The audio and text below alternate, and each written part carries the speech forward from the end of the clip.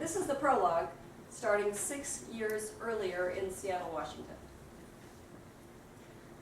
Her name had been out of the headlines so long that he was sure no one was searching for her when he fit the key into the lock for the last time. The door swung wide on its hinges, but he felt no need to secure it behind him. The steps groaned beneath his weight as he descended into the basement and ordered her to stand and face the wall. First came the blindfold, next the handcuffs. He wrenched her hands behind her, tightening the cuffs until she flinched. Then he bent close, inhaling her scent, lingering over her neck, admiring the pattern of scars that laced her skin. With a thumb, he traced the crenulated edge of the newest one, still bright pink, which ran from her left shoulder blade down and across her spine to a sweet spot just above the waistband of her pink and black pajama bottoms. "Turn around and open your mouth," he said, and when she did, he put a tablet on her tongue and told her to swallow. He calculated a dose that would make her sleepy enough for the trip, but not so drugged that he couldn't rouse her for what he planned for later. Encircling her neck in a loose headlock, he licked his lips and whispered, "Now, my little cricket, we're going on an adventure. Don't dare even chirp." Her old sneakers were much too small, and he hadn't thought to buy shoes, so she went barefoot as he steered her up the stairs. He paused at the door and snapped off the only burning light before moving through the kitchen toward the back, where he had everything ready. He peeked through the blinds. The neighborhood was quiet. The trees that shaded his backyard were in full leaf, obscuring the view of any neighbors. Better yet, it was raining. He slipped a hooded poncho over her head, opened the door, and shoved her out ahead of him. The pair moved across the porch and down the back steps. The grass soaked his shoes as he walked her small frame across the path and through the back gate into the alley. It was well past midnight, and he had planned out every detail, but this was the risky part. A streetlight glared across one unavoidable stretch. In just 3 paces, they were in the back protected shadows, and in 3 more, they were at the corner. The Silver Mercury Grand Marquis was parked at an angle, with the trunk unlatched. He opened it, lifted her in his arms, and quickly placed her inside, muttering, "Lie down and be still." He had lined the trunk with an old quilt earlier that night. This was mainly to dampen any sound, but it also gave her a cushion to lie on, and he planned to remind her of this act of kindness if she complained later. Once she was locked in the trunk, he slipped into the driver's seat and settled behind the wheel, sitting in the darkness, scanning windows, and watching for movement. A cat skittered across the alley and disappeared into the brush. A breeze stirred the leaves overhead, and fat raindrops spattered his windshield. Nothing else. He waited another moment, stroking his thick, unkempt beard, then turned the key in the ignition and eased the car down the alley, where he clicked on his headlights and turned left.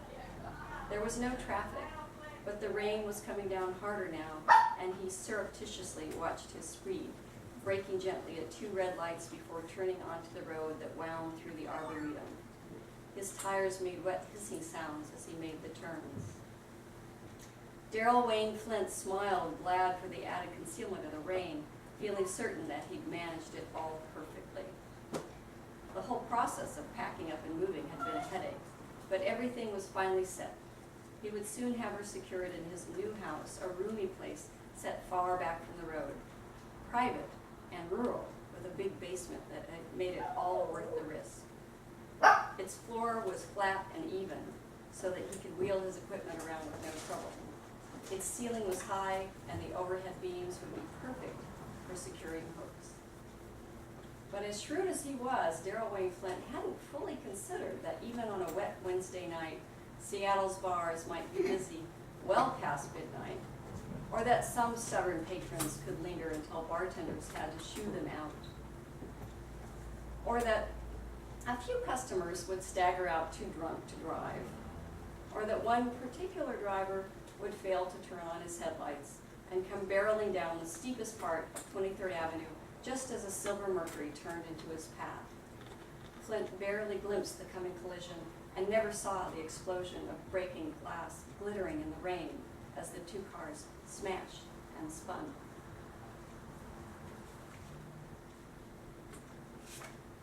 Thursday before Thanksgiving, San Francisco. Tuesdays are always a test, and getting to his office is the hardest part. But 22-year-old Reeve LeClaire has never told her psychiatrist about her route. It begins with a short walk to the ferry building, where she routinely orders a hot chocolate and carries it outside, sipping its sweetness while watching the ferries emerge from the fog. The boats come from Vallejo and Larkspur and Sausalito, trailing white foam and flocks of gulls before stopping to offload a morning rush of commuters. When the sun breaks through the fog, Reeve turns her face to it, shuts her eyes, and savors the red heat on her eyelids. No one notices her in the flow of the crowd, and she feels almost smug about her anonymity. She's hardly recognizable as the schoolgirl pictured in the missing posters, or the pasty wave heralded in the tabloids. Though still on the small side, she has grown an inch and gained 16 pounds. Her teeth are fixed. She is clean and smooth and has plucked her eyebrows to precise arcs. Her hair has grown back so nicely that it's almost a source of pride. She often changes its color to black or blonde, or today, maroon. She wears it neatly cut, feathered, and always long enough to cover the scars that remain visible on the back of her neck. When the clock tower begins at 9 a.m., begins its 9 a.m. chime, Reeve shoulders her bag.